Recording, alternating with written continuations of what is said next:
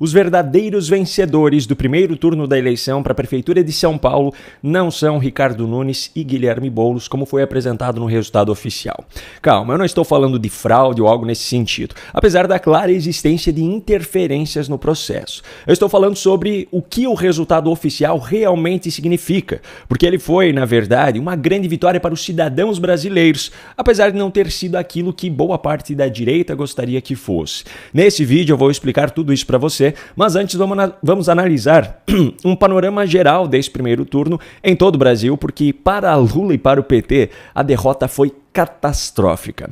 Quem acompanhou a apuração dos votos em tempo real durante as 4 horas de transmissão ao vivo aqui no canal neste domingo, viu que 11 capitais tiveram prefeitos eleitos ou reeleitos já no primeiro turno. Foi o caso do Rio de Janeiro, Recife, Florianópolis, Salvador, Vitória, Teresina, São Luís, Maceió, Macapá, Boa Vista e Rio Branco. As outras capitais, somadas às demais cidades com mais de 200 mil habitantes onde não houve definição no primeiro turno, totalizam 52 municípios onde ainda haverá segundo turno para os seus respectivos cargos de prefeito.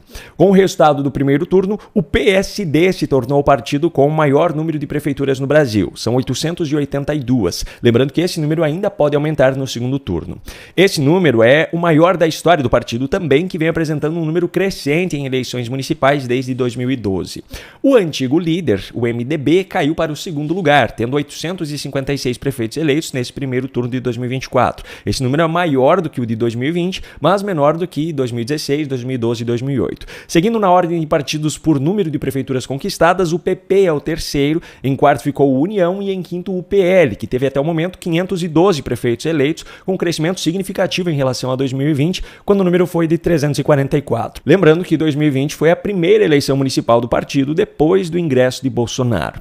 Lula, que rodou o Brasil nos últimos meses, bancado com dinheiro do povo brasileiro, para inaugurar até mesmo obras inacabadas, ou que não tinham investimentos do governo federal, ou ainda que simplesmente não eram obras da gestão dele, tudo isso para promover os seus candidatos, viu o seu partido, o PT, ficar apenas em 9º lugar, com 248 prefeitos eleitos no primeiro turno. Esse número é maior que o de 2020, mas representa menos do que a metade dos prefeitos que o partido tinha em 2008 e 2012, quando estava também à frente da presidência da República.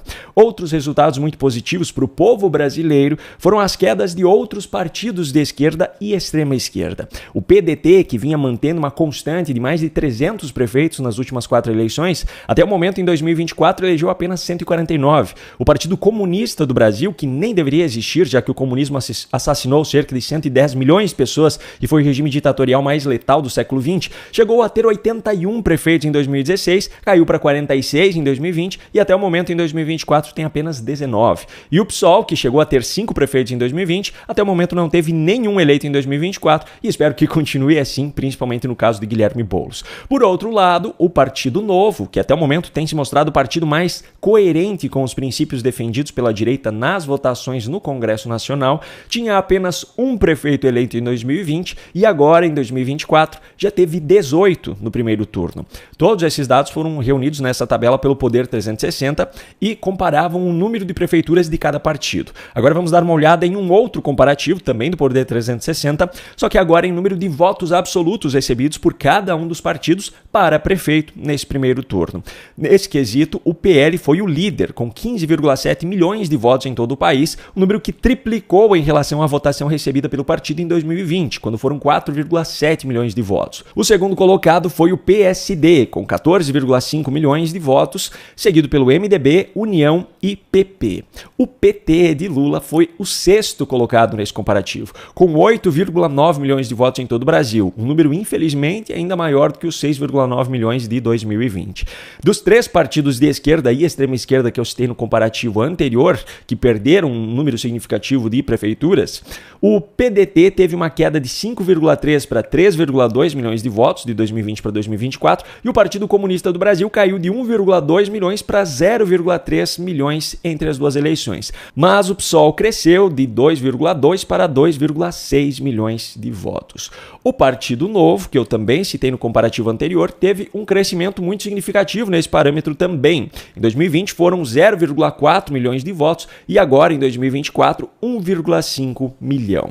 Em relação às capitais, o cenário foi catastrófico para Lula e o PT. No primeiro turno, o partido do presidente não teve nenhum prefeito eleito, enquanto o PL de Bolsonaro já elegeu 2, em Maceió e em Rio Branco. No segundo turno, o PT ainda está na disputa em apenas 4 capitais, Fortaleza, Cuiabá, Natal e Porto Alegre. Mas nas 4, os candidatos do partido não são favoritos, pois ficaram em segundo lugar no primeiro turno. E ainda por cima, em 2 dessas 4 disputas, o adversário é do PL, que é o caso de Fortaleza e de Cuiabá.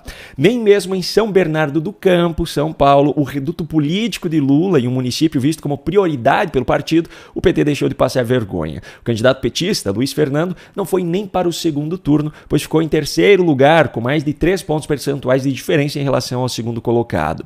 O resultado dessas eleições municipais para Lula e o PT é uma derrota vergonhosa, não apenas pelo fato do partido perder poder dentro das prefeituras, principalmente nas capitais. É uma derrota vergonhosa também por ser mais um retrato, assim como as manifestações e reuniões nas ruas ao longo dos últimos anos, do contraste entre a vontade da maioria do povo brasileiro e o resultado da eleição de 2022. Mas esse ainda não é o resultado de mais impacto desse último domingo para o povo brasileiro. Agora sim, os verdadeiros vencedores do primeiro turno da eleição para a Prefeitura de São Paulo não são Ricardo Nunes e Guilherme Boulos, como foi apresentado no resultado oficial, e agora você vai entender o porquê. Eu não estou falando sobre fraude ou algo nesse sentido, apesar de todas as interferências que ocorreram durante toda a campanha, como a censura aplicada a apenas um lado, os diferentes pesos e diferentes medidas da justiça em relação aos candidatos, entre outras coisas que acabam, sim, influenciando o resultado. Eu estou falando sobre a vitória do povo brasileiro contra o sistema nessas eleições em São Paulo e a esperança que isso traz para o nosso futuro. Não se trata da figura de Pablo Marçal. Se trata do fato de que um candidato sem tempo de televisão, sem tempo de rádio e principalmente sem usar R$1 de dinheiro público, conseguiu competir de igual para igual com quem pertence ao sistema. Nunes recebeu mais de 44 milhões de reais de dinheiro público para financiar a sua campanha. Boulos recebeu quase 65 milhões de reais de dinheiro do povo brasileiro. Os dois ainda foram os candidatos que mais tiveram tempo de televisão e de rádio. E apesar de terem sido os dois mais votados, a diferença para o terceiro colocado foi muito pequena, foi de menos de 60 mil votos, menos de 1% dos votos válidos. Isso significa que é possível, sim, competir contra todo esse sistema bancado com dinheiro público, mesmo sem fazer uso desse dinheiro.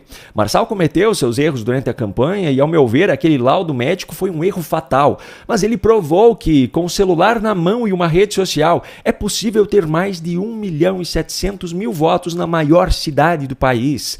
Ficou provado com essa eleição que essa narrativa criada pelo sistema para justificar os bilhões de reais de dinheiro público que são destinados ao financiamento de campanhas a cada 2 anos é uma farsa. Ficou provado que o financiamento de campanhas com dinheiro público e a distribuição de tempo de rádio e TV não passam de mecanismos do sistema para fazer com que sempre os mesmos partidos permaneçam no poder. A narrativa é de que é necessário garantir uma disputa justa, mas esse mecanismo faz justamente o contrário. Ficou provado com essa eleição que é possível competir de igual para igual, mesmo com todo o sistema jogando contra, mesmo com os integrantes desse sistema apontando abuso de poder econômico e um candidato que apenas usou de forma inteligente suas redes sociais, sem contar aquela patética intimação de Moraes na véspera da eleição, enquanto o próprio sistema se apropria de bilhões de reais do povo brasileiro para financiar as suas próprias campanhas. Ficou provado com essa eleição que o presidente do PL, Valdemar Costa Neto, estava errado ao apoiar um candidato de centro por pensar que não haveria chance de um candidato que defende os princípios da direita vencer uma eleição na cidade de São Paulo. Ficou provado também para o Partido Novo que não é preciso aceitar dinheiro público para ter a chance de chegar aos cargos necessários para que de lá de dentro as regras possam ser mudadas. A política brasileira já não é mais a mesma. O sistema já não é mais imbatível como era antes. Você pode até não concordar com a postura das pessoas que representaram essa reviravolta, mas o resultado é concreto e pode ser que seja a chance que o povo brasileiro precisava para provar que é possível escolher representantes sem ser roubado diariamente. Um grande abraço e até a próxima.